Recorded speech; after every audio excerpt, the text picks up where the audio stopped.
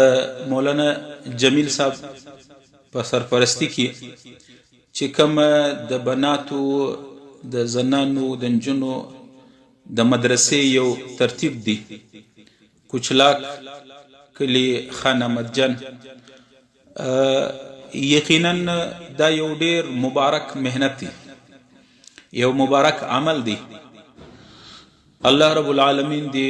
مولانا جمیل صاحب او د سره چې څومره معلمات او باجان او میسانی کار کوي په دې مدرسه کې خدمت کوي رب العالمین دی د دوی دنیوي او اخروی حاجتونه لغیب وسپره کوي د دوی د عنیم د دې مهنت دی الله رب العالمین دین دوګنی رات چوګنی ترقیه نصیب کړي یو خبره خدا چې عام طور په معاشره کې نن سبا دوی خبرې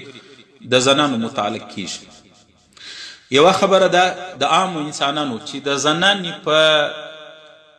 معاشره کې چنداني کردار نشته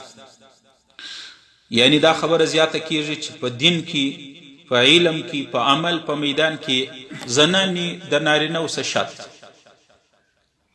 دا زموږ په معاشره کې که څوک په خوله وایي که نه وایي عام طور د معاشرې دا یو جز دی دویمه خبره دا کیږي چې په معاشره کې که انقلاب راولي هغه نارینه راولي زنانې دومره طاقت نه لري دومره اهمیت نه لري چې په زمانه کې په دنیا کې چینجنګ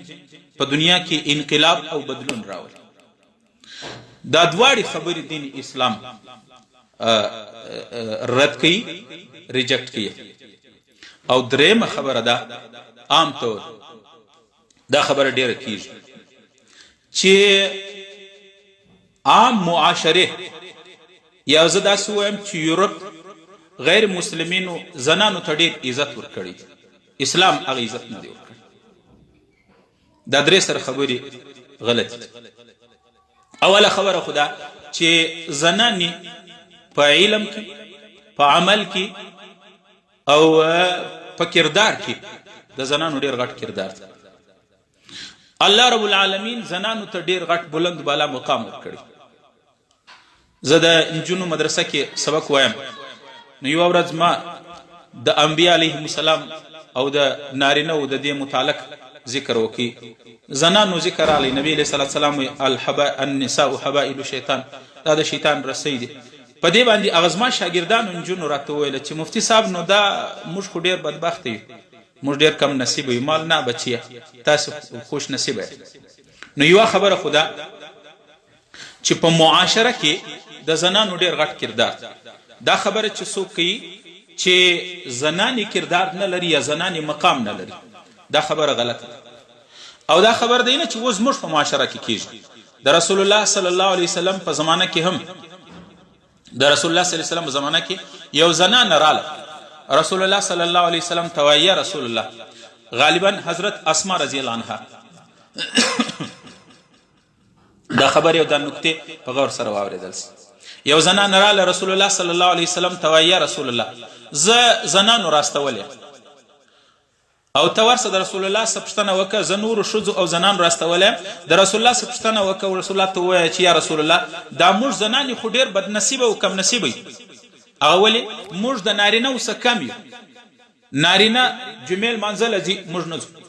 نارینه د اختر د عید لمانځله ځي موږ نه ځو نارینه جهاد ته ځي موږ نه ځو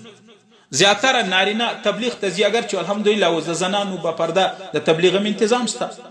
هغه زمانه کې د دې شی زیات رواج نه یا رسول الله دا موږ زنانې خو ډیر د نارینه اوس حالانکه موږ هم پتا کلمه ویلې ده په الله می ایمان دی پتا او دا زنانې موږ د نارینه اوس ډیر شاته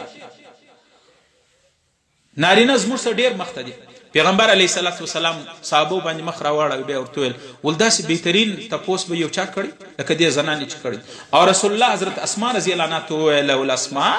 ته ورسه چې کوم زنانو ته راستولې اټولو ته دا ووایه چې زنانه چې کله د کور په چاردیواري کې د خپل حیا د خپل عزت د خپل ناموس پرده خیال ساتي د نارینه په ټولو اعمالو کې دا ور شریک زنانې کپړې وینځلې د خپل خاوند په دې کپړو کې چې نارینه څومره لمنځونه کوي زنانه خبر هم نه ده. کله کله زنانه باندې دی حال راځي چې هغه وخت کې دا لمونځ نشي کولی، لیکن د خپل خاوند د لمانځه عبادت په هغه ورځ دې ته رسېږي.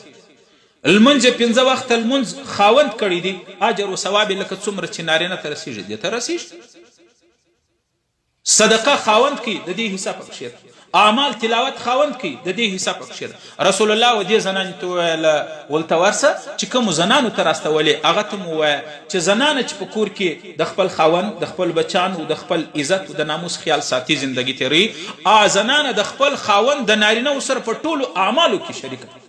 ان تر دې حدیث کې دي چې کومه زنانه د خپل کور د حیا او د پردې خیال ساتي هغه د نارینهو سره د جهاد په میدان کې خاوند یې دی، ورور یې دی، د تبلیغ لتللی دی، جهاد لتللی دی، چې څومره عمل پلار ورور خاوند او زوی کوي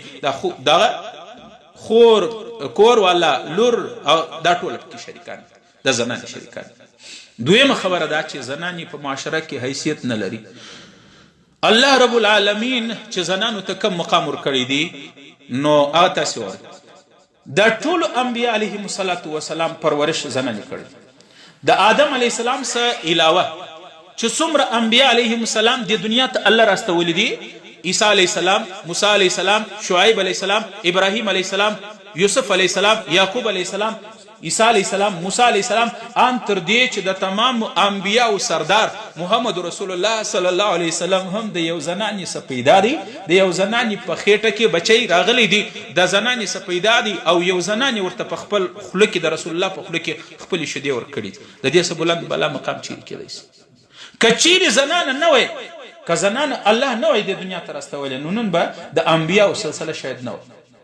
نن به دا نظام نه ولی. دا موږ تاسې اوس زما مخ ته خو تاسې نارینه ناست یاست چې څومره نارینه یې موږ ټوله د یو زنانې د یو مور پیدا یي. هغه مور راته د خپل بدن شیر او شیدې راکړي دي، که هغه موږ نن نه وی پاللې نن به موږ داسې ناست وای. دا نظام په دې وجه باندې دین اسلام چې زنانې ته کم عزت احترام ورکړی دي شاید د دنیا یو نظام نه ورکړي. او بله دا خبره چې دا زموږ معاشره وای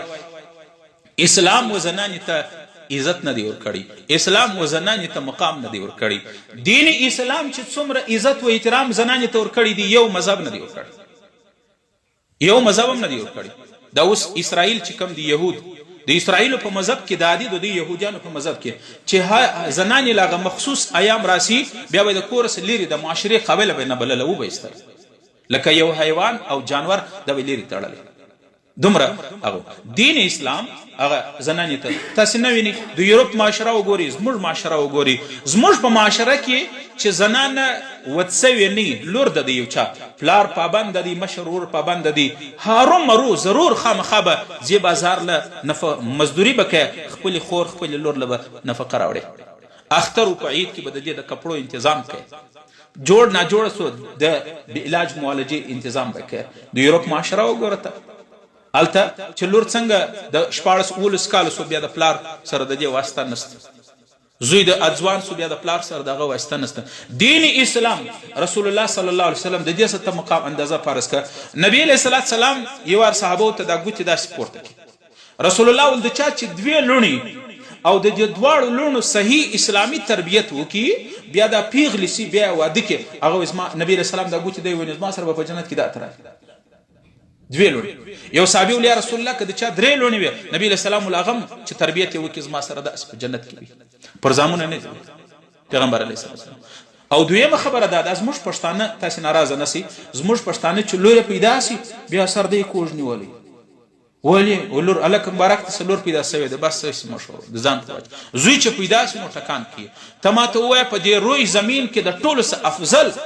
د ټول افضل انسان محمد رسول الله ده. د رسول الله چې کوم نن نسل پاتې دی دا د زامنو دی کده لونه دی د حضرت فاطمه اولاد، حسن حسین، د حضرت خدیجه اولاد، حضرت زینب، حضرت رقیه، ام کلثوم، د نبی علیہ السلام چې نن څه کم نسل د سادات او د سیدان د رسول را روان دي دا د لونه سره. او تو ماته وای الله رب العالمین په ټول انسانانو کې محمد رسول الله په الله باندې ډیر ګران دي. څوک چې پر یو چا ډیر ګران نو خوشت وفو ارشه شی ورلږ دي کنه. الله رب العالمین خپل پیغمبر ته لونه تحفه ورکړ. الله چې خپل محبوب محمد رسول الله ته د لوڼو تحفه ورکوي نو زه ورته ولې په لور بیا ناراضه کېږم؟ په دې وجه لور او زنانه هغه د دې دنیا د دې معاشرې یو اهم جز چې د نبی تربیت یې کړی دی، چې د عیسی علیه السلام تربیت کوي، د موسی علیه السلام، د محمد رسول الله د دواړو جهانو سردار دی. الله عرش ته بللی، په عرش باندې هیڅ چا فیس بای فیس 1 to 1 آمنے سامنے یو چا د الله ملاقات نه دی کړی، محمد رسول الله کړی. عیسی علیه السلام، موسی علیه السلام چې موسی کلیم موږ ورته وایي، موسی کلیم الله، موسی علیه السلام ته په کوه طور باندې صرف الله خپل غږ اواز یې په واورېد. د الله اواز به څنګه وي؟ او په جنت کې به جنتیان ټول د الله اواز اوري، د الله سره به دیدار به کوي. الله دې موږ ته نصیب کړي. علما لیکي چې د چا سترګې په ناروا ګنده نه وي، هغه خلک به د رب العالمین دیدار کوي. بیا نو وای موسی علیه السلام سره چې په کوه طور کې الله خبرې وکړلې، نو موسی علیه السلام ورته وویل ای الله، خبرو کې د دومره لذت او مزه ده، لږ خو ځان راښکاره کړه، خپل دیدار او زیارت را نصیب. موسی علیه السلام الله تعالی ته ویل، الله رب العالمین ورته انک لن ترانی، مولوی صاحب ناست دی، انک لن ترانی ولکن انظر الى الجبل فان استقر مكانه فسوف ترانی. زما موسی ته ما نسې لیدلی، ستا سترګې زما د دیدار تاب و طاقت نه لري. موسی علیه السلام بیا تمنا وکړه، د خدای ګران پیغمبر دی، الله تعالی بیا خپل تجلی، الله تعالی ورته ویل د غره ته وګوره، که د غر په خپل ځای پاتې سو بیا ته ما لیدلی سي. علما لیکي تفسیر کشاف او تفسیر قرطبي، دا د غټ مولوی صاحب ته معلوم دی، مولوی جمیل صاحب ته غټ کتابونه دي د تفسیر عربي کې دي. په هغه کې لیکلي دي چې د ستنې چې کم سوراخ دی، دا نه زنانې چې د هغه په ګنډي کپړې په ګنډي ستنې، د دې ستنې د سروي په مقدار باندې دومره تجلی الله رب العالمین په دې کوه طور په غره باندې راښکاره کړ، چې غره په د غره راښکاره کړل الله خپل هغه غر لکه ریت د سویل سو اوبه راتوی سو. د الله د دیدار تاب و طاقت یې نه ولو، لیکن زما او ستا محمد رسول الله الله د اوه آسمانو څخه پورته، د اوه آسمان څخه پورته جبریل پاتې سو، نبی علیه السلام مخ ته ولاړ، جبریل ته ویل راځه، جبریل یا رسول الله بالا زه نسب تللی، که لږ ور نږدې سولمه د الله د نور تجلیات به مې داسې لکه کاغذ وسوځي. جبریل شاته دی، محمد رسول الله ولاړی، چې ولاړی مخامخ الله ته په حضور کې په سجده پرېوت. رسول الله موږ ته عاجزي راښولې چې هر څومره غټ سي، هر څومره دولت ولري، عاجزي به کوي. من تواضع لله رفعه. زموږ هغې چې یو څو روپۍ پیدا کړي، بس بیا داسې ګاډي غټه ګاډي چې پیدا کړي، چاته ګر سم نه ګوري.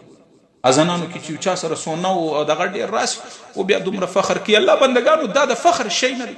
موږ ته محمد رسول الله عاجزي راښولې. نو عرض گزارش مې دا کوي چې محمد رسول الله د یو زنانې بچی، د نبی علیہ السلام تربیت یو زنانې کړی، دا دومره لوړ مقام چې الله ورکړی دی. د دې سړي ته حضرت حلیمه رضی الله، حضرت آمینه رضی الله عنها د رسول الله مور، زموږ ټول امت مور، د نبی علیہ السلام تربیت او تی چې ورکړی دی، شیدې ورکړي دي، د حضرت حلیمه رضی الله عنها ورکړي. حلیمه رضی الله عنها په دې وجه باندې دا خبر باید زموږ د خوندو، زموږ د معاشرې د ذهنه ووځي چې زنانه ته اسلام مقام نه دی ورکړی. څومره بلند و بالا عزت و احترام چې زنانې ته الله ورکړی دی، یو معاشرې نه دی ورکړی، یو معاشرې نه دی ورکړی. لہذا دا خبره باید موږ د ذهن، او دا خبره چې یورپ زیات توجه ورکړی. تی ماته راوښیاست زموږ تی په جهازانو کې پی آی ایس و څومره ایرلاینس و په هغه کې خادمانې څوک زنانې دي که نه دي؟ د زنانو سه کیلونه جوړه کړې ده معاشره. په وټلانو کې بهر ممالک یورپ له تاسې ولاړ سي، هلته ویټران چې دي، هلته چې د بیډونه صفا کوي، هلته د بیګانه خلکو نه حزبرداریانې کوي، په زنانو کوي. دینی اسلام زنانې ته هغه مقام ورکړی دی، پلار یې پابند کړی دی، لور له به خامخا نفقه راوړې، د لور ضروریات به ورپوره کوي. که زنانه واده سوله دراسته واده نسي کولی چې در څو د زنانې مهر نه یې ورکړی، در څو د زنانې د نفقې هغه نه یې کړی، انتظام دې نه یې کړی. په دې وجه باندې عزیزانو گزارش دا دی چې دغه ذهنیت دا غلط دی چې یورپ ته ماته دا راوښیه، یورپ خو د زنانې څه کیلونه جوړه کړې، د مهندي او د نکروزو پر هغه یو کوکه باندې هم د زنانې تصویر ورکړی که نه، یو سرخي، یو پوډر، یو بل شی، ان تر دې چې پر بسکوټو، ان تر دې چې پر میل پیکو، پر شیدو، پر ډبه باندې هم د زنانې څه د کیلونه جوړه کړې تجارتي. او دین اسلام زنانې ته کوم مقام ورکړی دی؟ په الله قسم چې یو نظام نه دی ورکړی.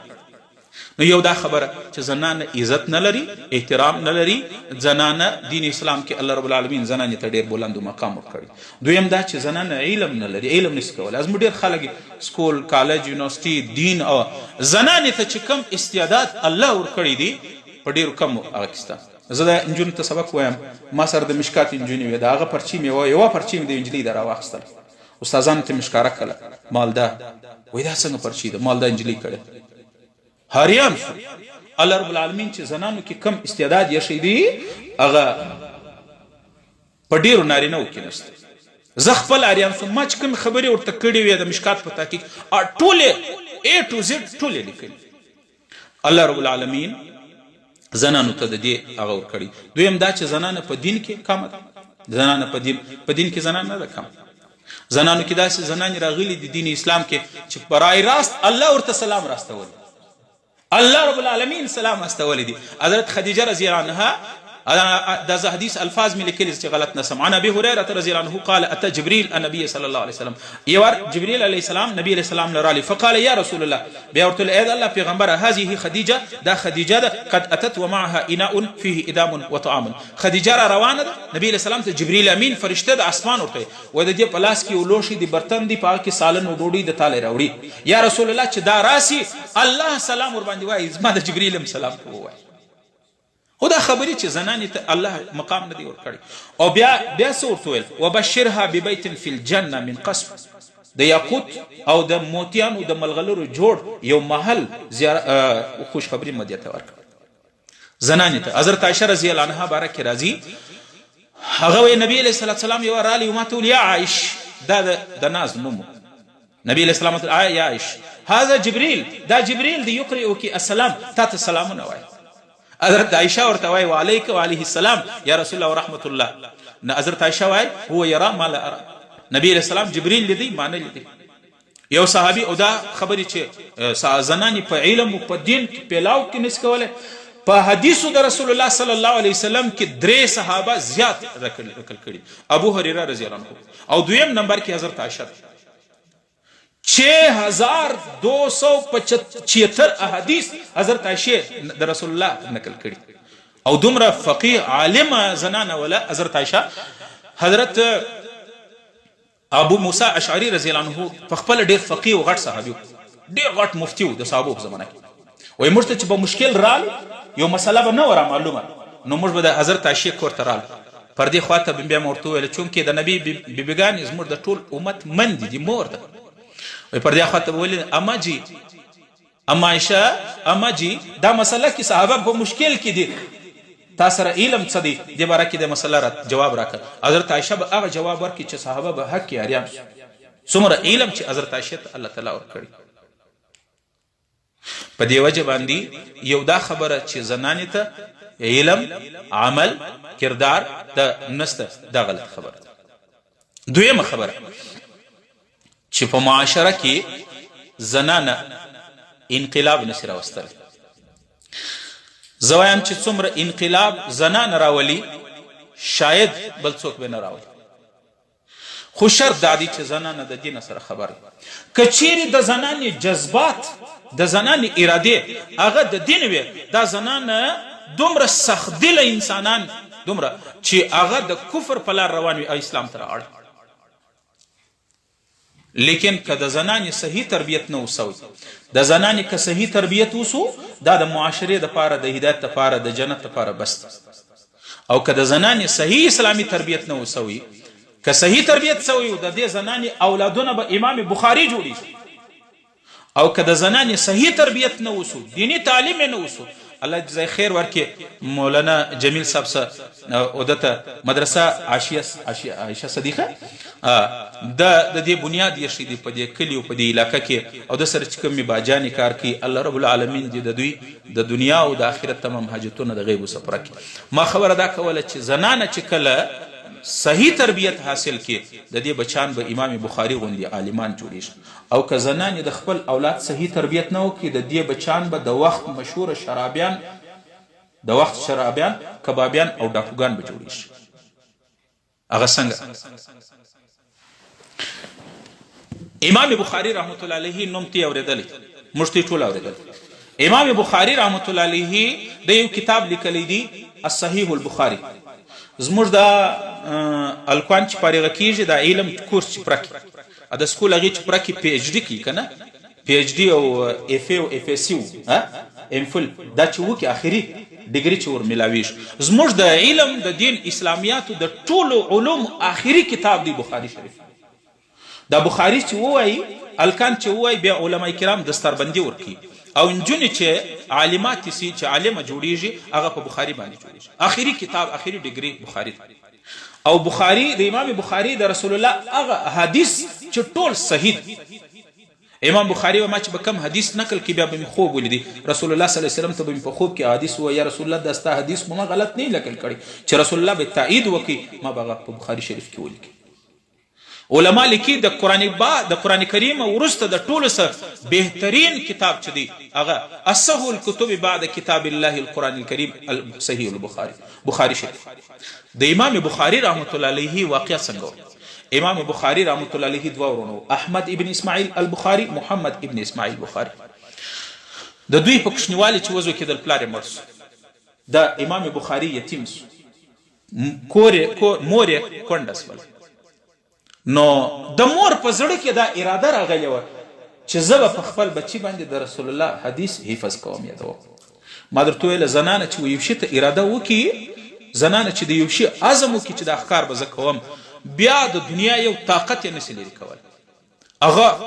ډېر انقلاب راولي. خو شرط دا دی چې د زنانې سره د دین فکر او هغه په هغه باندې ټینګه ولاړ. امام بخاري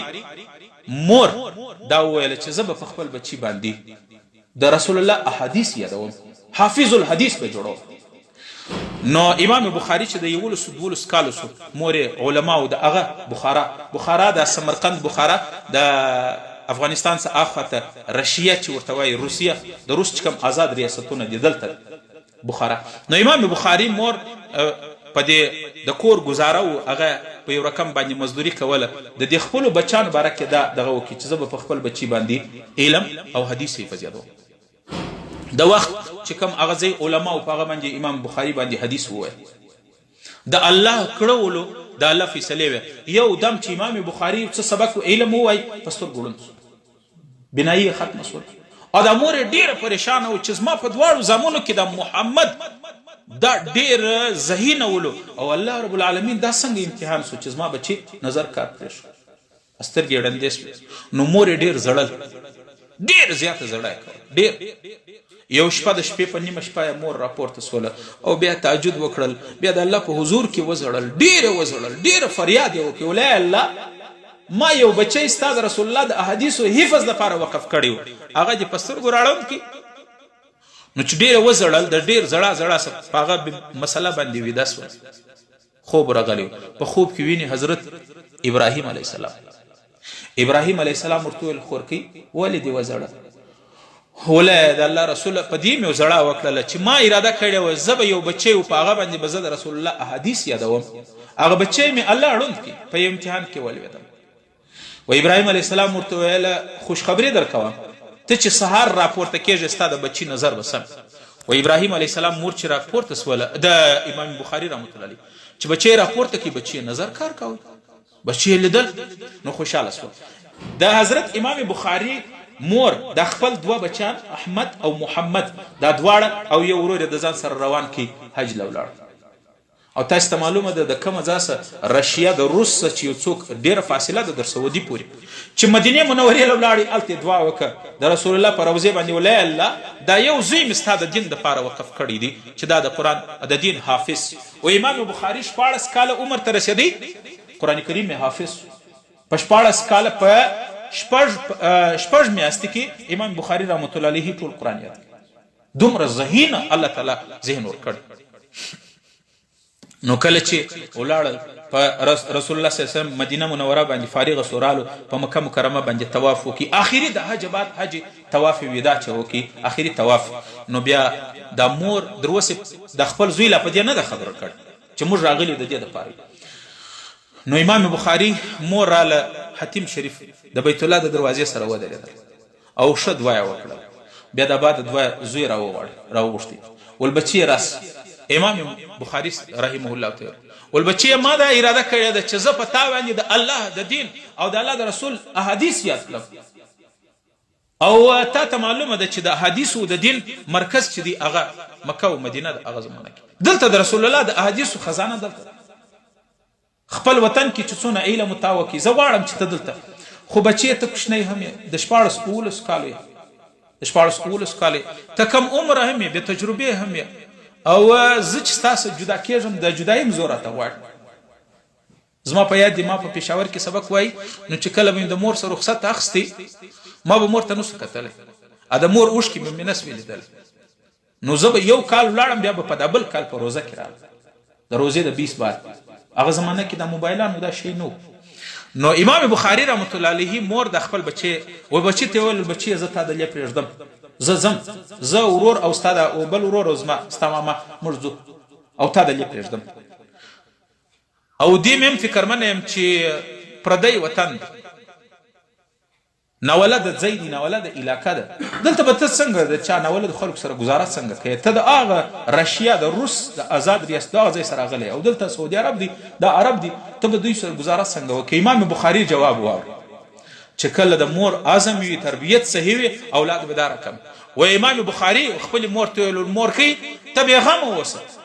دا هغه ځای دی چې ابراهیم علیه السلام خپل کور والا خپل حضرت هاجره او د زوی اسماعیل علیه السلام شیرخوار د تی بچیو هغه دلته په دې دشت بیابان کې پرې شو الله نه دی ضایع کړی زمزم هغه ته راویستل مورکي ته بیغمه اوسه بس بې فکره اوسه زه د لیم ستا په مخه شه و چې کله هغه مور بچی رخصت کړي بیا دعا وکړه ولی الله داسې حفاظت وکړي لکه څنګه چې د ابراهیم علیه السلام د اسماعیل علیه السلام د بچي زما په دې بچی ما ستا د دین لپاره ورکړی دي امام بخاری رحمت الله علیه مور سره په بټوا کې یا په پرس کې یو څو روپۍ وي هغه یو څو دی هفتې خرچه بول هغه ورکړله او یو څه خوراکي شیان لکه زموږ پښتانه چې یو شی دقیق روغاني موغاني یو څه د خوراک هغه ورکول ځه بچي بیا مور د بچي په غیږ کې ټینګ ونیو او ډېرې وزړل بیا الله ته وویل والله دا بچی مې ستا د دین دپاره وقف کړی مور هغه روان سو لاړو امام بخاری 6 کاله بعد امام بخاری ته الله هغه مقام د مور د قربانی په وجه ورکړي چې امام بخاری خپل وطن لولاړي تر د حدیثو غټ حافظ نو او امام بخاری وای ما چې کوم حدیث باندې نقل کوي رسول الله به په خوب ولید رسول الله برته ویل سلیکټ و دا صحیح دی د حدیث په بخاری دا مې دې پر ویل چې زنانه د دین اعظم وکي هغه د انقلاب راولي دا خبري غلطی دي چې زنانه هیڅ نشي کول او زنانو تم دا وایم چې دا فکر به پرېږدي زنانه په خپل خاوند باندې انقلاب راوستی سي تبدیلی په خپل پلار باندې په خپل ورور باندې اسې نه چې بد ورځ ورته ووایي نه ته چې د چا تبدیلی غواړې د تبدیلی دپاره شرط دا دی چې ته به د هغې دپاره خیرخواهي لرې په لمانځه کې به دعا ورته کوې چې ای الله زما خاوند ستا د رسول الله د لارې څه غلط روان دی الله ته تربیت وکړي زما ورور زما بچی زما پلار یا الله ته صحیح تربیت وکړي ته ګوره چې همدردي دعای بیا څنګه او سره محنت او کچیرې زنانه په دین نه وله بیا به د دې اولادونه ډاکوګانو غله به جوړي شي واقعات لیکي زموږ مرشد ما چې د چا سره بیعت کوي حضرت مولانا فیر ذوالفقار احمد نقشبندي دامت برکاتهم العالیه هغه یو واقع باندې و د یو زنانې 18 کاله اولاد نه بیا اولادین زور غواړي چې اولاد نه 18 کاله دی چې اولاد نو 18 کاله بعد به الله بچي ورکړي بچي چې کله غټ سونه په ناز د 18 کاله بعد چې دی چې بچي پیدا شنو څونه به نازي نو لیکن صرف بچانو ته ناز نه ازینی خلګي بس که جایز که ناجایز د بچانو ډیماند پرکې بس بچی وغوښتل لور وزي هر که ناروای که ناروای دی بچان ته ورکوي نه جایز تربیت جایز به د بچي کوي دا د زنانو د پلارو د مور د دواړو ذمه داري ده چې د اولاد به صحیح تربیت کوي که اولاد صحیح تربیت نه وکړي دا اولاد بیا د دنیا د پاره د دوی د بدنامي او د هغه سبب جوړیږي او په میدان محشر به هم د دوی لاس د مور پلار ګریبان د الله په حضور کې به رايوځي کی نو د دې زنانې د دې سړي 18 کاله اولاد نو 18 کاله بعد الله تعالی یو زوی ورکړي 18 کاله تیر سو ټیک 15 یا 18 کاله بعد دغه زوی یو ارغلا وکړه یو لاس یې پرېښود دویم وار یې غلا وکړه د بل لاس یې پرېښود دریم وار یې غلا وکړه د بل لاس د پښه یې پرېښود څلورم وار یې غلا وکړه د بله پښه یې قاضي ور پرې کړله هغه زمانه کې دا هغه آخري دا زوی بیا هم غلا وکړله نو زوی آرډر وسو قاضي چې دا پانسي په دا حال کې هم دی غلا وکړي نو چې کله دی پانسي کاوي د پانسي ګاټ لري راوستي نو هغه تیل دل یا پانسی والا ته آخري پوښتنه ځین کی چې آخري ارزو دي چیشته کس سے ملنا چاہتے ہو د چا سره ملاقات کول غواړي وای کنه وای نو د چې پانسی ته خزاوي نو بیا ورته وویل چې څه ارزو لري د ورته ویل یو مور را راول او یو چاړه تیرا یو سړی بل سر راولي یو چاړه تیرا په لاس ورکړي نو هغه دا خبره خلا په سمج کې راځي چې مور ډیره عجیبه رشته ده د اولاد سره چې د اخري د مرګ حالات د مور ملاقات بغواړي ورته لا چاړه سبکه او یو سړی راول چاړه سبکه چاړه مې د دې لپاره پکار ده چې یو سړی راولي چې زما په سترګو زه ووینم چې زما د مور زبه کاټ زبان زما د مور زبان زه ووینم کاټ سي بس بیا که زم فانسي سم خیر ولولي ولزک شنه ماشوم ولما د امسایه د کور سره یو اګي د چرګي اګي غلا چې غلا مې کړله چې را مې وړله کور ته مور ته زوی څنګه بیداره پر کومه لار ورلې څنګه دې راپورته کړله چا نه ولیدې هګۍ یې راپخه کړله ما وخوړله دویمه ورځ بیا درېیمه بار د دغه د اوله ورځ مور زما صحیح تربیت نه وکړي زه پوخ غل سوم یو وار مې غلا وکړه لاس پرې سو بل وار څلور واره سزا کوم بیا مې غلا وکړه د غلا مې یو رواج یو هغه وګرځېدي فطرت وګرځېد یو عادت مې وګرځېدی نو په دې وجه باندې که زما مور اوله ورځ چې ما غلا کړې وای اوله ورځ یو کلکه څاپېړه را کړې وای او زما ته هغې برته همسایه ور وړی وای ما زه وهلی وای زما تربیت یې کړې نن به زه د پانسۍ په ګاټ باندې نه وای درېدلی نو عزیزانو یو د خویندو ته هم دا وایم که خپل اولاد دنیا هم سمول غواړي آخرت کې هم د خپل اولاد څخه جنت غواړي او ته دا غواړي چې زما بچی زما د جنت سبب سي نو ته په خپل اولاد باندې صحیح تربیت وکړي او زنانې کوي دا خبرې غلطې دي دا زنانې وای ډېر وای ما خپلې غاړې خلاص کړې خوندو په دې نه خلاصېږي چې ما خپلې غاړې خلاص کړې نه ته چې د یو چا تبدیلي غواړې دغه دپاره به محنت هم کوې ترخې خبرې به هم پر ځان وړې کله به پلار غوسه درته کوي کله به زموږ پښتانه خوشکنځل هم کوي چې د باندې خشمېدلی بیا راسې وښیسته ستا مور ستا څه حالانکې زنانې در ننه خپل خاوند ته نه دي ویلي چې ستا پلار ستا مور څه که زنانې ښځې و مېړه ته ویل چې ستا پلار بیا خو نو اسمان را چپه سو او بیا خو خبره در طلاقه پورې هم رسېږي او دوی غریبان نو دا خوندو ته دا وایم چې په دې خبره به ځان نه خلاصوي بس ما یو وار ورته ویل دي خور هغه نه مني ما پلار ته ویل دي نه تر څو پورې د الله چې انقلاب تبدیلی دی نه راوستلې د خپل کور کې چینجینګ دی نه کړی خوندو ته مور ته ورونو ته پلار ته او بچانو ته اولاد ته به د دین لاره ورشه حضرت عمر رضی الله عنه تاسې نوم اورېدلی دي که نه ډېر بلند بالا مقام الله تعالی ورکړي حضرت عایشه رضی الله عنها وایي ما د نبي علیه السلام څخه ورپوښتنه وکړه مال یا رسول الله ستا په امت کې دی څوک سته چې د هغو دومره نیکۍ لکه د اسمان ستوري رسول الله و هغه حضرت عمر د حضرت عمر دومره نیکۍ دي لکه د اسمان ستوري د دې سم زیات او نبی علیه السلام فرمایي لو کان بعدي نبیا لکان عمر که زما بعد دې دنیا ته الله بل نبی را استوي حضرت عمر به الله نبی را استوي حضرت عمر رضی الله عنه بارک نبی علیہ السلام وی عمر ته چې په کومه لار تیریږې په هغه لار باندې شیطان ځان نشي ټینګولی دغسې ده که نه نبی علیہ السلام حدیث دی چې شیطان په هغه لار نشي ټینګېدلی او حضرت عمر رضی الله عنه د اسلام راوړلو مخکې ډېر سخت دشمن چې در څو حضرت عمر اسلام نه و راوړی په مکه کې چا په زوره اذان نسو کول سوال نه پیدا کېدی چې په مکه کې څوک اذان وکړي لمونځ وکړي په بیت الله کې چا لمونځ نسو کول اسلام پټ و اسلام حضرت عمر رضی الله عنه او اذانونه بم پټ په بیٹک لکه اوس مشتي په دې کوټه کې ناس دلته به پټ اذان کړي لمونځ بم پټ کړي حضرت عمر رضی الله عنه د اسلام سخت دشمن او د هغه زمانه کې چې اسلام یې نه راوړی صحابه او نبی علیه السلام صحابه ډیر خوف ځین کاوه حضرت عمر رضی الله عنه د اسلام سبب یو زنانه وسه دغه خور دا خوند ته ځکه وایم دوی دا ډېر خبرې کوي وایي مړه موږ نو څه کولی سو موږ خو ښځې یو ښځه نو څه کولی سي ښځې ته چې الله څومره پاور ورکړی دی څومره تبدیلي او انقلاب زنانه راوستی سي نارینه یې نشي راوستی کافرانو مشوره سره وکړه ابو جهل، عتبه، شیبه، دا ټول د اسلام هغه سخت سخت دشمنان. مشوره سره وکړه چې د رسول الله روزانه د ده ملګري زیاتېږي. نن آیا مسلمان سوی، نن آیا مسلمان سوی، نن آیا مسلمان سوی. دا زموږ خلک، دا زموږ قریش، دا ټوله اکثره ځکه یو څو کاله دغه ته راپاته سو، دا خو به دا ټول خلک راسه مسلمانان. نو مشوره سره وکړه چې حل چشتي د رسول الله محمد رسول الله چې د دې څه منع کړو چې دا یو ټولو دا مشوره وکړه چې بل حل خو یې نشته، بس حل یې دا دی چې محمد رسول الله شهید کړو، محمد رسول الله مړ قتل یې کړ. نو بیا مشوره سره وکړه چې قتل به څوک په موږ کې دی بهادوره څوک دی چې د رسول الله قتل وکړي. رسول الله مړ کې وفات کړي، شهید کړي. حضرت عمر توره راویستله ول زه یې قتلوم. ابو جهل ورته ویل، ټول ورته ویل عمره دا کار یو ته کولی شي بل څوک یې نشي کولی. حضرت عمر توره راواخیستله، توره په غاړه کله په آس سپور سو را روان سو. چې را روان سو په لارې باندې یو سړی چې د ده چهره ته یې وکتل په غوسه را روان دي، په جذباتو را روان دي. چې د ده شکل ته یې وکتل ول عمره چیرې روان یې؟ حضرت عمر ورته وویله ول دغه خلک چې ګمراه کوي محمد رسول الله صلی الله علیه وسلم، ول د دې په قتل پسې روان یم، د دې ګردن به سر ګردن به وړاوم، دا به قتل کوم. و هغه ورته وویله ته خبر یې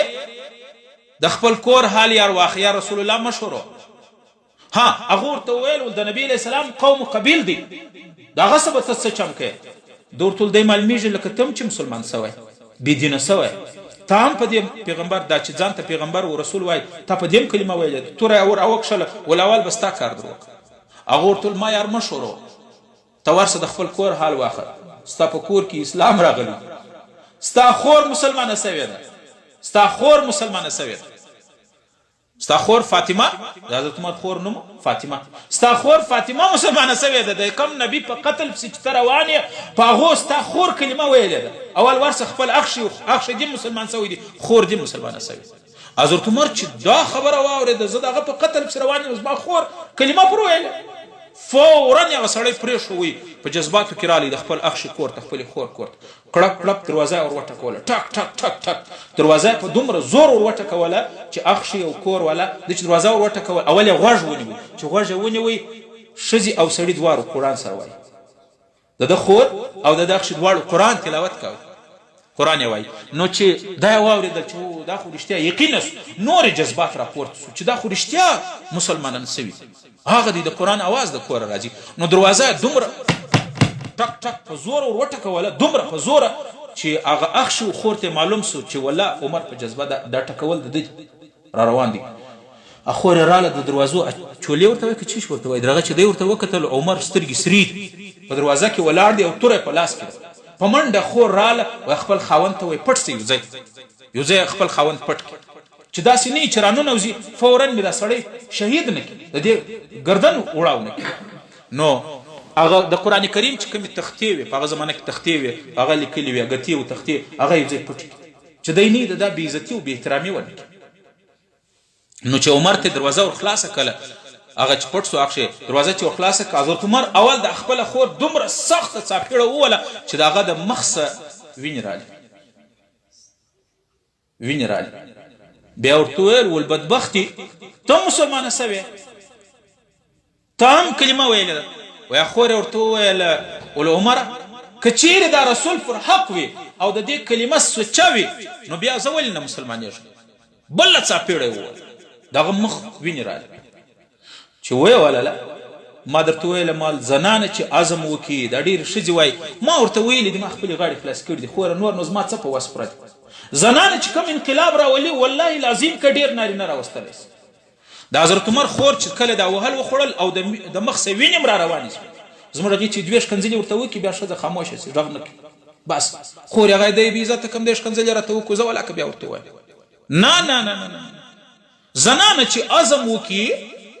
بیا انقلاب راولي. وایي د حضرت عمر خور څه ورته وویله؟ بیا ورته ویل لا عمره که ته د خطاب زوی نو زه د خطاب لور یم، لاس دې آزاد، والله العظیم زما وزړه ته چې کومه کلمه لوېدلې ده که ته د زما کلمه د دې سمې واړی، ما رښتیان په رسول الله ایمان راوړی دي، محمد رسول الله د الله رسول دی، لا اله الا الله محمد رسول الله ما کلمه ویله ده، زه مسلمانه سوی لاس دې آزاد، توره دې راواخه زما ګردن کاټ کړه. چې دا بدن مې داسې ټوکړې ټوکړې کې عمره واوره چې دا بدن مې د ټوکړې ټوکړې پر یو یو بند مې کاټ کې والله العظیم په رب العالمین دې مې قسم که زه د اسلام پرېږدم. حضرت عمر چې دا خبرې واورېدې د زنانې دا بهادري یې ولیده او دا جوش او جذبه او ولوله یې ولیدې حضرت عمر زړه بدل شو. ما درته وویله دا زموږ خویندې وایي ما یو وار ورته ویل دي غاړې مې خلاص کړي دي خورې زه دوه وار نه شم ورته ویلی. ته خو نو دعا ورته وکړه په نرم ورته ووایه دعا ورته وکړه بیا مهنت خدمت یې وکړه. سړی چې د چا خدمت وکړي هغه زړه خوشحاله شي. بیا ته خبره ورته وکړه دا یې څنګه نه منې. ته په لاس ورته پورته که په مسله کښېنه الله زما خاوند دی یا الله زما بچی دی یا الله په غلطه لار روان دی یا الله زما لور ده په غلطه روان ده څنګه نه بدلیږي. و حضرت عمر رضی الله عنه چې د خور د حالات ولیدي نو زړه یې بدل شو. بیا خور ته وویلو لا تی چی شوای اواز رالی د باندې هغه ورته ویل عمره هغه قرآن دی چې الله په رسول الله باندې راستولی دی قرآن مې وایي. اوس نو سپا رښتیا خبرې ورته وکړې. و حضرت عمر ورته ویل خورکۍ وشرمېدې هم د خور د مخ وینې ولیدلې نو خورکۍ هغه قرآن دی لږ راښکاره کړه. و خور ورته ویل خور جواب اوس واوره زموږ هغې چې دوې څاپېړې ووایي بیا به د کور هر شی چا بیا ور څه به ورغورځي. و خور یې ورته وویله ول عمره ته ناپاکه یې چې در څو دې غسل نه یې کړی هغه پاک کلام دی والله العظیم په خدای مې د قسم یې که هغه له لاس مر ته ناپاکه یې ورسه غسل وکړه غسل چې دې وکړي بیا راسه زه هغه کلام تا ته در کوم. حضرت عمر د غسل اوبه راکړه خور یې زر زر په منډه واره د غسل اوبه دا یې نه ورته ویل چې تا نو زه څنګه ووله دا یې نه ورته ویل. د غسل اوبه یې ورکړې غسل خانې له ولاړې هغه چې غسل وکړي چې راووتې د عمر نور کیفیت بدل شوی کیفیت چې بدل شوی دی ولا قرآن راوړه اوس دې قرآن وروړي په قرآن چې په لاس کې ونیوئ په هغه کې سوره طه لیکلي طه ما انزلنا علیک القرآن لتشقى دا آیتونه چې عمر وویل اخو عربي و دی په پوهېدي فورا یې در سترګو اوښکې راغلې. حضرت عمر زندگی بدله سوه بیا ورته وویله ول زم ایمان راوړه زم مسلمان کېږم خوري د اخوا چې اخښې دا خبرې واورېدلې اخښې پټ راووتې. بیا ورته وویل ول عمره برای ماښام ماخستن رسول الله لاس پورته کړي ولی الله مسلمانان کمزوري دي په ابو جهل او په عمر کې چې کم یو تا ته خوښ په یوه باندې د اسلام مضبوطه کړه. معلومیږي دا چې د رسول الله دعا ستا په حق کې قبله سوې ده. عمره خوشخبري تا ته وایم برای ماښام رسول الله دعا کړې ده. و حضرت عمر رضی الله عنه وویله چې تورې اغس په غاړه ول دې رسول الله مې بوزه خور یې راله او اخښې را روان سو د رسول الله صلی الله علیه وسلم چې عمر چې څنګه رسول الله په صحابو کې ناست ولو نبی علیه السلام چې ولیدي حضرت عمر ته یې وکتل صحابو هم تورې راواخیستې چې یا رسول الله دا خو د دشمن غټ سړی را روان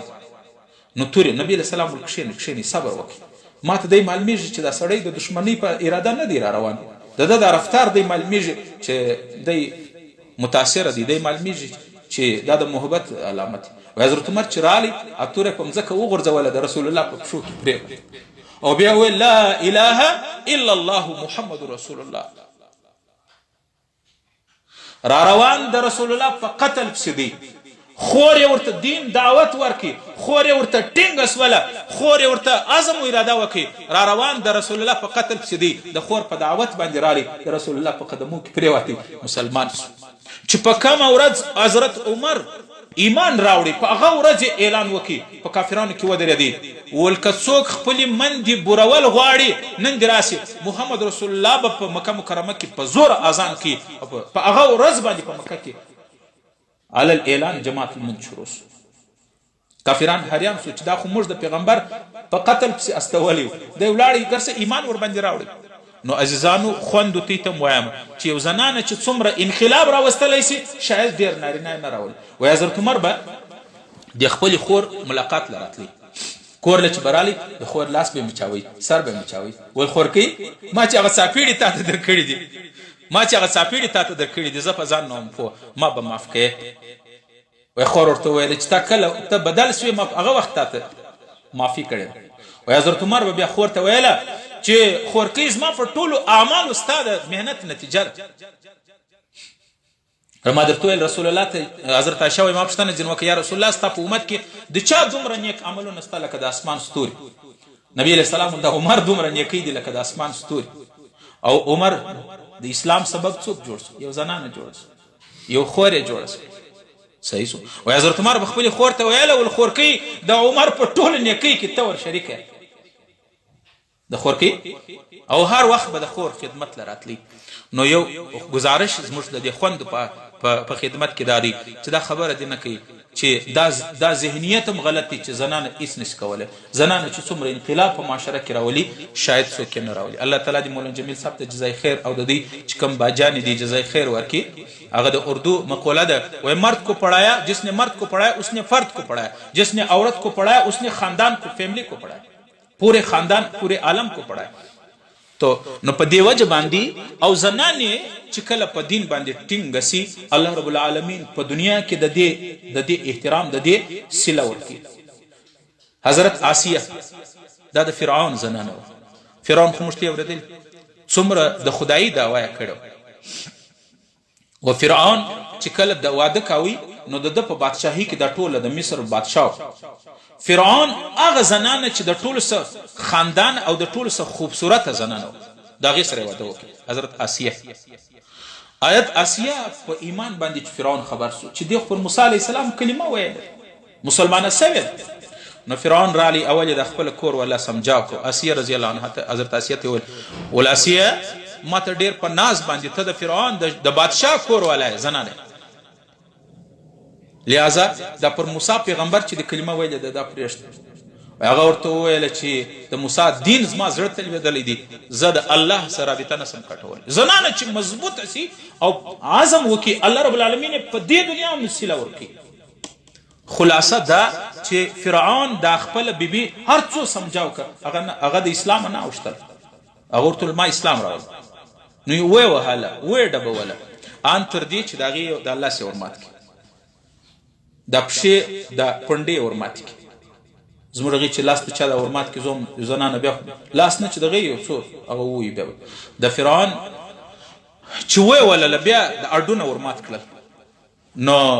بیا لا هم ورته اوس نو پرېږده برته به علاج در وکړم ډاکټر له به دې بوزم دا اډونه به دې جوړ سي. وایي هغه ورته وویله فرعون ته چې دا بدن مې دی ټوکې ټوکې نوکې نوکې کیلی ولا که پرېږده دین اسلام. ما درته ویل زنانه چې ټینګه سي الله رب العالمین بیا د دې که په دې باندې څوک بدل نه سي الله یې ودې ته عوض وکړي. وایي فرعون دا وویله خپل کاریګرانو ته وویله چې زما د بیبي آسیه دا اسلام راوړی دی د دې کپړې اتار کپړې یې وباسي لغړه کړي او د لغړې بعد بلیډونه راواخلي. بلیډ نه دی تیره چړ د دې په ژوند کې پوست واړو څرمن او جلد یې ځین واړو. دې چې دا واورېدل ولی الله ستا د دین په وجه زه لغړه کېږم د دې مې مخکې مرګ راته راکړې. وایي چې کله هغه دغه کوله فرعون ولې وارې ټیټ یې ووایي بدن اډونه ورمات کړي بیا یې لغړه کړي نو چې کله دوی وویلله بیا دې دا دعا وکړه رب ابني لي عندك بیتا فی الجنه ای الله په جنت کې ماته محل راکړي. د فرعون محل خو د دین اسلام په وجه راسه پاتې شو په آخرت کې په جنت کې محل راکړي. قرآن کریم آیات رب ابني لي عندك بیتا فی الجنه نو چې دا وویله او ویل چې الله بېعزتي ستا په دین باندې مې لغړه مه کړې نو چې دا وویله لا اله الا الله هغه کور والا زنان په هغه ځای وفات سو شهیده سو. نبی علیه الصلاة والسلام چې کله شب معراج حدیث کې راځي چې د شب معراج په لیلة المعراج کې نبی علیه السلام اسمانو ته تللی الله تعالی هلته جنتونه او جهنمونه ورښکاره کړل. په لارې روان دی رسول الله یو ځای ما ډېره خوشبو ولیدل په لارې باندې وای ما جبریل ته ویل مال جبریل دا خوشبو ده چیش ده وای دا راته وویله ول دا د فرعون د زنانې چې په دین اسلام ټینګه سوې وه د هغو د قبر خوشبو را روان. رسول الله وایي چې کله زه ولاړم جنت له په جنت کې ما د سرو او د سپینو یاقوتو یو ښایسته بنګله او یو ښایسته محل ولید په هغه کې شاوخوا لایټونه رڼا وله داسې لکه سپینه ورځ یو ډېر ښایسته محل ما ولیدی جنت. ولمار ټول دا د چا دی ول دا د فرعون د زنانې حضرت آسیه. نو عزیزانو عرض و گزارش دا کوم چې نن هم که د زموږ خوندې په دین باندې ټینګې سي الله والله العظیم الله قسم خدای په دې دنیا کې مې عوض ورکړي. الله رب العالمین د دوی په وجه باندې د زنانو په وجه باندې ډېر انقلاب او تبدیلی راولي. او دا ډېرې زنانې به نو دا وایي چې نو حضرت عایشه او حضرت هغه زه چیرې جوړېدی سم خوندو چې نن سبا نه پیغمبر راتللی سي نه مفتي حضرت علي د صحابو وځای ته رسېدی سي نه مولوي جمیل د صحابو وځای ته رسېدی سي نه زموږ زنانې د حضرت عایشې وځای ته رسېدی سي. البته هغو موږ ته یو روډ میپ راکړی دی، هغو موږ ته یو لار راکړې ده، هغو موږ ته یو طریقه راښولې ده. د رسول الله او د نبي علیه السلام د صحابه او د زنانو په لار چې څوک ځي الله رب العالمین به دنیا هم ښایسته کړي آخرت به هم ښایسته کړي. حدیث کې راځي او ډېرې زنانې چې موږ نو هغه رقم څنګه کولی سو. آسانه عمل دی، آسانه عمل. نبی علیه الصلاة والسلام فرمایي اذا صلت المرأة خمسها، کومه زنانه چې 5 وخت لمونځ کوي، 5 وخت لمونځ په پابندي سره کوي، وحفظت فرجها، خپل د شرمګاه خپل د عزت او د فردي او د حیا حفاظت کوي، بې پردګي نه کوي، بې پردګي نه کوي. زنانه ده پرده او پرده د دین اسلام یو عظیم هغه پرده د زنانې دپاره دی لکه د کیلې دپاره چلکه. کیله چې د چلکه د خور ځینیسته کې بیا ټیم لري مچان و هر څه پرې کښېنستلی شي. زنانه چې په پرده کې نبی علیه الصلاة والسلام فرمایي کومه زنانه چې 5 وخته لمونځ کوي وحفظت فرجها، د خپل شرمګاه حفاظت کوي. یو حدیث کې راځي پیغمبر علیه السلام فرمایي کومه زنانه چې د یو بیګانه یا خپل یا نږدې د نارینه د خوا یو غلط میسج ورته راغله، یو غلطه خبره راغله، او د زنانې په ذهن کې الله تعالی دومره قوت یې ښیي چې د نارینه هره خبره معلوموي چې دا په ښه اراده کوي که په چپه اراده کوي. په غلط اراده یو نارینه ورته میسج وکړي یا یو دته نظر وکړي یو زنانې، دا کېدلی شي هر زنانې سره په کورنۍ کې په خاندان کې کېږي، نارینه سره کله کله واسطه راځي. او دې زنانې وویل چې انا اتقي الله، زه د الله څخه ویرېږم، حرام ناروا د هغو میسج جواب یې نه کوي ور خپله پرده یې وکړله. الله به دې زنانې ته به د قیامت په ورځ د عرش تر سایه لاندې ځای ورکړي. او دا زنانه چې وفات کېږي آخري خاتمه به په لا اله الا الله کلمه به خدای ورنصیب کړي. نبی علیه السلام فرمایي کومه زنانه چې 5 وخته لمونځ وکړي وحفظت فرجها، د خپل پردې او د خپل حیا هغه شرمګاه حفاظت یې وکړي، د بیګانه خلکو سره اختلاط مکس هغه مجلس او راسه درسه نه کوي، پرده او حیا سره ځي. واطاعت زوجها، کمې زنانې چې هغه ود سوي د خپل خاوند اطاعت وکړي، د خپل خاوند. نن سبا زه د اورم د طلاقونه ډېر زیات، د طلاقونه زیات په معمولي خبره د خپل خاوند سره جګړه. یو زنانې خپل راله نبی علیه الصلاة والسلام ته وویله یا رسول الله ما حق زوجي علیه، د خاوند په ما باندې څه حق؟ رسول الله صلی الله علیه وسلم فرمایله د خاوند په زنانې دا حق دی که چیرې د یو زنانې خاوند جسم ټول خراب ټول جسم بدن یې شوړېدلی د هغه څه وینې او زوی رواني، دا زنانه راولاړه سي په ژبه باندې په خپله ژبه باندې د دې خاوند دغه وینې او زوی صفا کوي، لا هم د خپل خاوند حق نیسي. زموږ هغې په معمولي خبرو باندې د خاوند سره جګړه کوي. حدیث کې راځي چې کومه زنانه د خاوند ناراضه شپه ځین تېره کې تر سهاره پورې الله او د اسمانو د مځکې فرشتې په دغه زنانه باندې لعنتونه وایي، لعنت لعنت لعنت لعنت. فرشتې هم وایي، الله هم وایي ای زنانې چې خاوند درڅه ناراضه دی لعنت لعنت لعنت لعنت تر سهاره پورې. موږ ته وایي چې پر یو زنانه یا پر یو چا باندې یو سړی یوه زنانه ورته پیټ دي سي در باندې لعنت دي سي، څونه خوابه دي او د ځان لپاره څونه بده بولي. الله وایي لعنت دي در باندې، د الله فرشتې وایي لعنت دي چې خاوند ټوله شپه ستاسو په ناراضګي باندې په خفګان باندې تېره کړي. نو په دې وجه خوندو ته دا وایم، دا حدیث دی د رسول الله اذا صلت المرأة خمسها، کومه زنانه چې 5 وخته لمونځ په پابندي سره کوي وحفظت فرجها او د خپل پردې او د حیا شرمګاه حفاظت کوي، واطاعت زوجها او د خپل میړه اطاعت کوي، د خپل میړه د خپل خاوند خبره مني. دخلت دا زنانه چې دا 3 کار یې وکړل. څو کار دي؟ یو 5 وخته لمونځ دا په پابندي سره وکړي، دویم د خپل شرمګاه او د هغه حفاظت وکړي، د پردې خیال وساتي. دا نن ډېرې زنانې داسې کپړې دی جوړې کړي تیچ والا غړي رواني. رسول الله صلی الله علیه وسلم فرمایي د قیامت په ورځ کمې زنانې چې داسې کپړې جوړوي چې جسم یې نمایان کې معلومیږي، دا به الله له غړي راپورته کوي،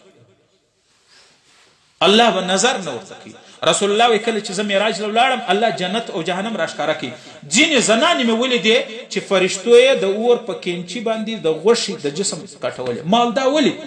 یا رسول الله د هغه زنانې دي چې د کپړو اغوستلو باوجود یې بدنونه ښکاره. دا موږ نن څنګه لعنتي کپړې اغوندو؟ لستوڼې در دې ځا پورې بغلونه او جسم مخ شاته اټوله یا خو نری یا دونه چستې تنګې کپړې اغوستي. نبی علیه الصلاة والسلام فرمایي رب کاسیات عاریات یوم القیامه. ډېر دنیا کې د زنانې دي چې کپړې خو به اغوندي مګر په اشرګا به لڅې له غړې خدای راپورته کړي.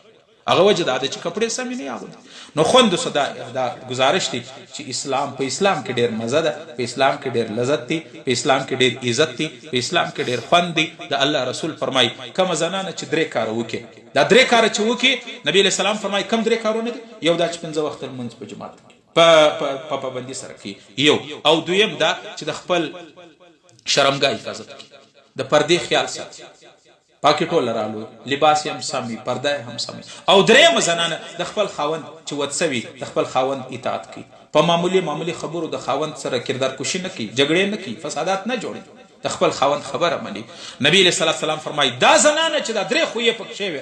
نو رسول الله فرمایي دخلت من ای ابواب الجنه، د جنت په کم گیټ چې ننوځي ولاړه، د جنت په کومه دروازه ده دې خوښه ده دا به جنت ته ځي. علما لیکي چې کومه زنانه کې دا 3 خویې وي دا جنتي ده، د روی زمین د مځکې پر سر باندې جنتي ده. چې لمونځ 5 وخته په پابندي سره کوي، د خپل حیا او د پردې خیال ساتي او د خپل خاوند اطاعت او فرمانبرداري کوي، د هغه خدمت کوي. رسول الله وایي د دې په قیامت خوښه ده چې په کم گیټ د جنت په کومه دروازه ننوځي ولاړه. او دویم اخیری خبره دا کوم خوند او تاسو ته هم ټول ته رسول الله صلی الله علیه وسلم څخه پوښتنه وسوله، یا رسول الله د الله او د الله د رسول بعد پر ما باندې د چا ډېر حقوق دي؟ رسول الله صلی الله علیه وسلم د مور. یا رسول الله بیا د چا دي؟ نبی علیہ السلام د مور. نن زوینم ډېر لونی د مور سره جنجالونه کوي، مور یو څه ورته وایي دا بل څه کوي. ډېر منډې داسې دي چې د لوڼو څه په زړه د لور څه په زړه، حالانکه د مور او د لور څومره ګرانه رشته ده. ډېر پلرونه وینم چې د زامنو څه په زړه. یو خبره کوم، حضرت یو صحابي دی حضرت علقمه رضی الله عنه، تا مولوی صاحب نوم اورېدل؟ د امام بخاري رحمت الله علیه د حضرت علقمه د ډېر احادیث نقل کړي. حضرت علقمه رضی الله عنه دا یو ګران جلیل القدر صحابي دی. یو څو ورځې په لمانځه کې نو رسول الله د همسایه څخه پوښتنه وکړه، علقمه په لمانځه کې نه معلومیږي. هغه ورته ویل یا رسول الله بیمار دی ډېر مریض دی، بیمار دی کور. رسول الله صاحب ورته درځي چې ورسو ویل یا رسول الله دی بیمار دی، ساه نه خیز، د زکندن حالت دی، خو څو ورځې وسوې ساه نه خیز. رسول الله درځي کور ته چې ورلو نو پوښتنه وکړه هغه رښتیا د زکندن حالت دی، نه ژوندی دی نه مړ دی، بس ساه نه خیز. پیغمبر علیه الصلاة والسلام ورته وفرمایل ول پلار استا ول یا رسول الله پلار وفات شوی، ول مور استا ول و مور استا، ول مور راوبل مور چراله ول مور د استا زوی علقمه دا څنګه سړی و هغه ورته ویل یا رسول الله ما ته چې څونه معلومات زما د زوی سره په دې ټوله مدینه کې آس پاس چې ما ته معلوم دي، تر د نیککار انسان، تر د تقوادار انسان، تر د پرهیزګار انسان، تر د کثیر الصلات کثیر الصوم، ډېر لمونځګزاره تهجد گزاره دی زما زوی او ډېر روزې نسی. ما ته څونه معلومه ده په مدینه کې در د په اعمالو کې بزرګ انسان است. نبی علیه الصلاة والسلام حیران شو چې دونه مورې دونه د عبادت بیا د زکندنې ولې وږدي دا ساه ولې نه خیز. نو نبی علیه الصلاة والسلام ورته مورکي ته څنګه یې ځین خوشحاله یې که ناراضه؟ ولې یا رسول الله زه ځین ناراضه. رسول الله صحابه باندې مخ راواړوي ول معلومیږي چې د مور حق نیولی دی، دا روح چې نه خیز. نو نبی علیه السلام ورته مورکي معافی که و امور خاموش ولیا نه معاف کوم، زړه مې ډېر ظاهر زړه ډېر راځورولی. خوند ته ته وایم د انجونو ته دا هغه ته وایم چې د مندو د مور د پلار ډېر خیال ساتي. رسول الله بیا ورته ویل هغه مور ورته ویل یا رسول الله ډېر ځورولی یم نه معاف کوم. نبی علیه السلام چې څوک مور او پلار نه کی معاف الله نه معاف کوي. رضا الرب فی رضا الوالدین وسخط رب فی سخط الوالدین. رسول الله صحابه ته ویل ولدا د دې باید لري چې مور نه معاف کړي، د مور پوروړی دی، د مور زورولې ده، بټي راټول کې لرګي راوړي ګرګي راوړي چې دا وسوس. صحابه چې بټي راوړل لرګي راوړل چې ور نبی رسول الله ور بلکې چې ور بلکې نبی رسول الله تیاری وکول رواخي د بستر سره رواخي پر دې ور کښې چې دا خبره مور واورېدله. مور خول نو مور بیا مور چې کله دا خبره ول یا رسول الله ته رښتیا سوجې زما بچی غورتل و ول یا رسول الله په ور مینو نه دی پیرزو یا رسول الله ما معاف کړی زما بچی دی زما جان دی زه په ور نه نبی علیه الصلاة والسلام چې دې خبره مور ما معاف کړي د هغو په خوله باندې راله لا اله الا الله محمد رسول الله وفات شو رسول الله ولوسې نو در واخې غسل یې وکړي چې زه جنازه وکړم چې د یو چا سه مور ناراضه صحابي دی رسول الله صحابي دی هغه سه مور ناراضه ده الله رب العالمین د الله رسول یې په ورس وځي او مرګ زکندن یې ساه نه خیز نو زما او ستا خوند ته وایم تاسو نو ټول ته وایم که مور ناراضه و الله ناراضه او د مور خدمت دنیا هم ده آخرت هم موسی علیه السلام چې کله په کوه طور باندې د الله سره خبرې وکړې ولې الله زما په امت کې موسی علیه السلام الله ته وویل ولې الله زما په امت کې دی څوک سته چې په نه دا ورته وویل ای الله زه موسی ما ته به جنت راکړې که یا الله تعالی ورته وویل موسی ته زما جلیل القدر ګران پیغمبر یې تا ته زه جنت الفردوس درکوم الله تعالی سه دویم پوښتنه موسی علیه السلام ولې الله زما په امت کې به په جنت الفردوس کې زما سره څوک را سره الله تعالی ورته وویل په فلاني ښار کې یو کساب دی هغه به ستا سره در سره څوک دی کساب موسی علیه السلام حیران شو چې زما په امت کې غټ غټ عالمان دي غټ غټ شیخان دي غټ غټ صوفیان دي الله راته وایي یو کساب به ستا سره په جنت الفردوس کې وای زه حیران شولم موسی علیه السلام را روان شو چې دا سړي حال وګورم چې دا کوي څه دا سړی وای زه چې رالم چې کساب مې ولید یو کساب دی غوښې ماتې شو نیک انسان هغه غوښې ماتې وای موسی علیه السلام ټوله ورځ ورته انتظار وکړ سړي اخري چې کساب دی روانیږي یو څه غوښې په ساتل باندې کیمیا کې هغه وخت کې د کیمیا مشنان نو په ساتل به کې غوښې کیمیا کې پستا غوښه ده په دسمال کې په رومال کې ځان سره وتړله دکان یې بند کړي روان شو مازدیګر موسی علیه السلام پټ په پسې هغه روان دی چې کله ګیټ ته کور ته ننوځي چې در شا ورته وکتل یو سړی په ما پسې دی بیا هغه سړی نه پېژاندی چې دا د خدای پیغمبر موسی دی ورته سړی ناولد دی هغه ورته و ناولد دی مسافر یم موسی علیه السلام اصل کې د عمل معلومي چې د دې کیڅ چې خدای پاک ماته وایي د ستا سره په جنت الفردوس کې دی وای موسی علیه السلام ورته ویل ول سړی زه مسافر یم شپه به نه کېره هغه ورته مرحبا خدای دې راوله چې دننه ولاړو هغه یو منډه دی یو کوټه ده په کوټه کې دوه د لرګي لګېدلي په هغه کې د جولۍ ورته وایي نه زنانې زانګو یې جوړه کړې په دې زانګو کې موسی علیه السلام ته ویل میلمه بیا د بیا ماخته لږ ست کې کښېنه زه یو ضروري کار کوم بیا به ستا خدمت کوم موسی علیه السلام خو راغلی دی دغه دپاره دی موسی علیه السلام ورشه خبر ده هغه زانګو چې یو بوډۍ زنانه ده ډېره بوډۍ ده هغه یې راپورته کړه هغه یې په غوزي کې ویوړل باتروم ته یې ویوړه د اودس ځای دپاره اوبه رالی مخ یې ور ومینځي لاس یې ور ومینځي هغه شوروا یې ګرمه کړله شوروا چې راوړې ده او شوروا یې په چمچ راوړله د مور په خوله کې یې ورکړله هغه شوروا یې په چمچ باندې مور یې مړه کړله مور چې کله مړه سوله مور د ټیکری و ده دوپټه و ده پړون یې داسې کړي موسی علیه السلام زر زر نږدې سو چې دا اوس څه وایي هغه ورته ویل میلمه کښېنه ول نه دا څه وایي دا څوک ده هغه ورته ویل ول دا زما مور ده 15 کاله کېږي چې دا تره معذوره سوې ده او زه هر وخت چې د بازار راسم خپلو بچانو خبرګیري نه کوم اول د دې خپلې مور مړه کم د دې د ضرورت د اودس ضرورت ورپوره کم بیا مړه کم شوروا او هغه ګرمه کم دا مړه کم دا چې د ټیکری او د دوپټه د سره لرې کړي ما ته وایه بچیه الله دې د موسی پیغمبر سره په جنت الفردوس کې یو ځای وای موسی علیه السلام په دې سړي باندې په غېږ کې ټینګ ونیوی ول زه تا ته مبارکي وایم 2 ورځې مخکې په کوه طور ماته الله وویله ول فلانی کساب په جنت الفردوس کې تا سره نو خوندو ته ته وایم ورونو تاسو ته وایم مور خدمت مور د پلار خدمت دا د سړی تر اسمانه رسي تر جنت رسي الله رب العالمین دې چې څه وویل څه واورېدل د عمل کول توفیق نصیب کړي دا زموږ څومره خوندې راغلي دي الله دې د دوی راتګ یو قدم د جنت سبب جوړ کړي او خوندو ته ته دا وایم چې ناامیده کېږئ به نه الله وایي لا تقنطوا من رحمت الله زما د رحمت نه مه ناامیده کېږئ یو ګزارش خو دا دی چې هره خور نن دا ووایي او دا ډیر تی تم وایم دا زنانو تم وایم ډیر داسې وای موږ خو نو دی ګناهګار یو دا ګناه مې کړې ده هغه ګناه مې کړې ده پته نه ده چې الله به ما وبخښي که یا حدیث قدسی دی حدیث قدسی دا معنی چې رسول الله الفاظ خدای ورکړي دي په زبر د رسول الله الله رب العالمین فرمایي یا ابن آدم ای انسان که نر یې که زنانه لو بلغت ذنوبك عنان السماء که دومره ګناه وکړي چې ستا ګناهونه آسمان ته ورسیږي ثم استغفرتني د زړه د اخلاصه ما څه معافي وغواړي الله وایي ټول در معاف کوم الله وایي ټول در معاف کوم یو سړي 99 انسانان وژلي قتل یې کړي سلم یې هم مړ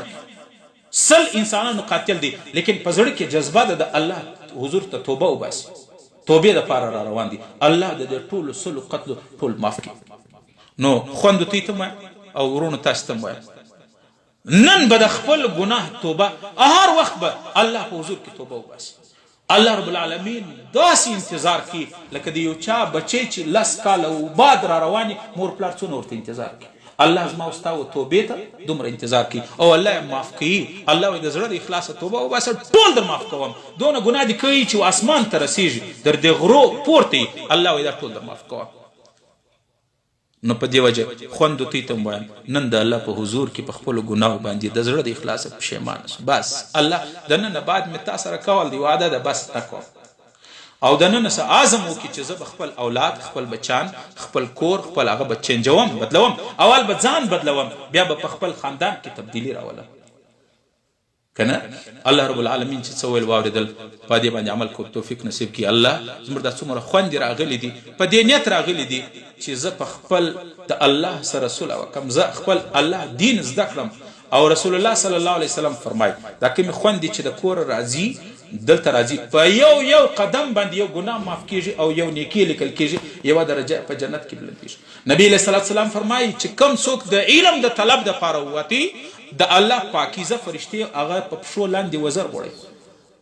او د سمندر مخلوق د وچ مخلوق د دې لپاره د مغفرت دعا کوي الله دې مولوی جمیل صاحب ته او د دې سره چې کوم باجانې کار کوي خدمت کوي یا پروردګاره د دوی د باغچه او د ګلشن مزید آباد کړي یا الله رب العالمین دا د کرایه ځای دی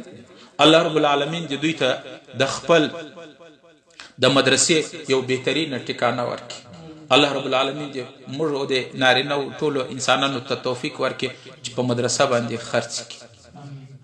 بهترین دولت هغه دی چې په مدرسه خرڅ په خدای قسم په الله قسم یو صحابي رالی نبی علیہ السلام ته ولیا رسول الله زما بابا د مرګ مخکې وصیت کړی یو لکه دا موږ چې اوس کې ناست داسې یو کوټه ده دا ډکه د خورما ده ول رسول الله به راولې د رسول الله په مبارکو لاسو به زما د مرګ بعد دا خورما به په ما پسې د پیغمبر په لاس باندې خیرات کړي نبی علیہ السلام وسامه ده چې ورسره ولاړې دروازه یې خلاصه کړه ټک یو خورما راایله نبی علیہ السلام هغه کجوره خورما راواخیسته نیمه یې کړه بیا د هغه وزوی ته وویل ول که ستا بابا په خپل ژوند کې دغه نیمه خورما ورکړې وی زه چې نن د زما په لاس باندې دا ټوله یوه کمره تقسیمیږي در دې ټول افضله بهتر نو ورونو تاسو ته م وایم او خوندو ته تی ته م وایم ستې بهترین دولت هغه دی چې په مدرسه ولګېږي په مدرسه باندې ولګېږي تر قیامته چې په دې مدرسه کې ذکر کېږي تلاوت کېږي عبادت کېږي دا به ستاسې دپاره د آخرت ذخیره دا به ستاسې دپاره د آخرت په دې وجه